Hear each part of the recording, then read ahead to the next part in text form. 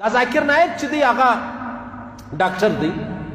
دا سړی په تقابل د ادیانو کې، تقابل د ادیانو دې ته وایي چې دین اسلام او بل طرف ته یهودیت، یو طرف ته اسلام بل طرف ته نصرانیت، یو طرف ته دین و اسلام بل طرف ته هندو مذهب، هندو مت چې کوم بلل کېږي.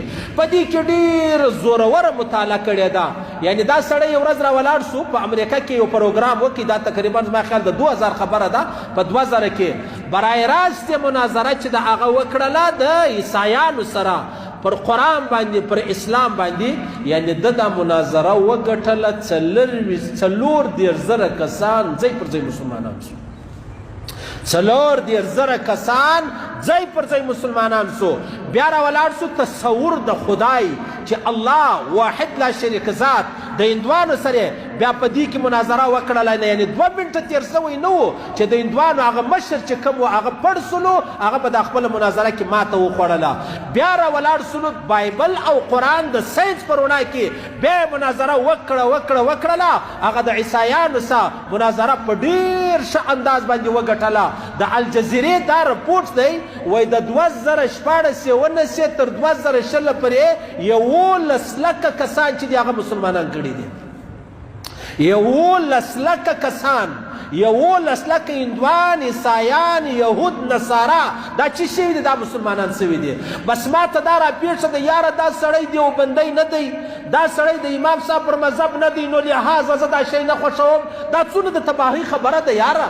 ګوره تاسو اندازه ولګوئ. پیغمبر علیه السلام مبارک فرمایي که یو سړی پر داروی زمین کلمه گو جوړ سو، دا ومځکې و اسمانونه ما ته راکړي، زه دومره نه خوشحاله کېږم لکه یو سړی چې د هغه کلمه گو سي او کلمه چې د هغه ووایي. اوس بس و زه دا وایم، زه وایم یاره دا سړی چې هندو وایي ښه نه، دا چې دی سلپی سو د چا د ذاکر نایک پر لاس څومره نفرت دی، څومره تنگ نظري ده او څومره عداوت دی او څومره تعصب دی. ولې دا لازمي ده خامخا به یو سړی دیوبندی کېږي؟ دا لازمي ده چې خامخا به یو سړی حنیفي کېږي؟ یاره کلمه یې وویل، اصل مقصد ما او ستا کلمه ده.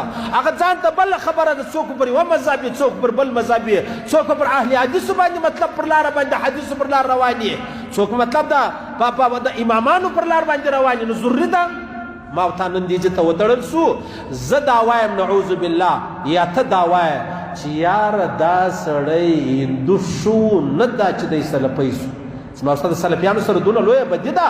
زه دا وایم چې دا هندو کش کې کلمه نه وی ویلې، ولې چې کلمه یې وویله دی خو سلفی سولو. د ذاکر نایک پر لاس باندې ایمان راوړي، خو د هغه لاره به فالو کوي. او ما او تا دې دشمنۍ ته وتړل سو. اشه نو کلمه ډېره ضروري ده، آیا که دا زما استاد تعصب ډېر ضروري ده؟ بریالوی بیا وایي یا کشکي داسې بریلویان ستا عام بریلویان نه در ښیم، داسې ستا تنګ نظره هغه وایي چې کشکي هندو وایي نه ده چې دی مسلمان سو او دی سلفی سو. دا اوس خبره ده، دا اسلام دی. اسلام او تا ته دا خبرې راورسولې. منم ذاکر نایک سره اختلاف لرم، خو خبره دا د تقي عثماني صاحب سره د یو ملاقات وسلو. تقي صاحب ورته ویل ته ګوره مفتي نه یې، تقي صاحب ورته ویل ته ګوره عالم نه یې، مستند عالم نه یې، ډېر لوی فهم الله درکړی دی. ته په تورات، په انجیل، د هندو مذهب چې کومه لاره په هغه کې ډېر مهارت لرې، تر دا خپلې لارې اوړمه. بیا هغه دی په هغه لاره کې په 4 کاله کې 11 لکه کسان مسلمانان، 11 لکه کسان. او دا ګوره ضروري ده چې خامخا به هر سړی عالم وي. ګوره ډېر علما سته د هغو په نصیب کې الله دونه لوی خدمت نه دی ایښی لکه د یو ذاکر نایک په نصیب کې چې الله پاک دونه لوی خدمت ایښوی.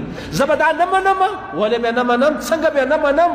ما د الله په سترګو ړوند کې چې یاره یو سړی د کلمې دپاره منډه ترنډه کوي، خو زما د مذهب سره تعلق نه لري. زه وایم یاره چې زما د مذهب نه دی، دا کلمه مې هم نه ده خوښه، نعوذ بالله، دا خو کفر دی. لږ څه د تعصب را کم کوي.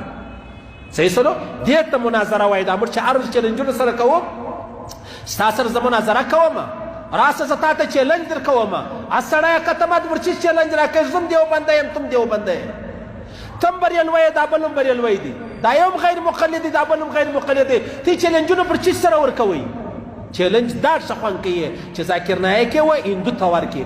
چیلنج دا ښه خوند کوي چې عیسایي و نصراني ته ورکړي یهودي ته ورکړي او بیا یې جن وکټي هم او په یوه پروګرام کې 40,000 کسان پر هغه ځای باندې ایمان هم راوړي کلمه هم وایي مسلمانان هم سي زما او ستا اسلام پکار دی زما او ستا کلمه پکار ده موږ د الله وحدانیت پکار دی د محمد رسول الله رسالت و ختم نبوت مې پکار دی هغه بله خبره ده که د امام صاحب پر مذهب وایي ډېره غټه خبره به وایي صحیح سلو اوس تاسو اندازه ولګوئ دعوت و تبلیغ والا څومره عظیم خدمت کوي څونه هندوان سکان یهود نصارا عیسایان مسلمانان کوي اشه نو زه وایم دا دیوبندیان دي زه نه منم کلمه خو به منم کلمه منم که نه منم نو چې کلمه منم د هغه د دیوبندیت سره څه تعلق دی د بریلویت سره څه تعلق دی سلفیت سره څه تعلق دی زموږ د ټول یوه کلمه نه ده اوس په دې خبره سر مې خلاص بیا بله خبره دا ده عزیزان چې دغه ذاکر نایک کې یو عیب سته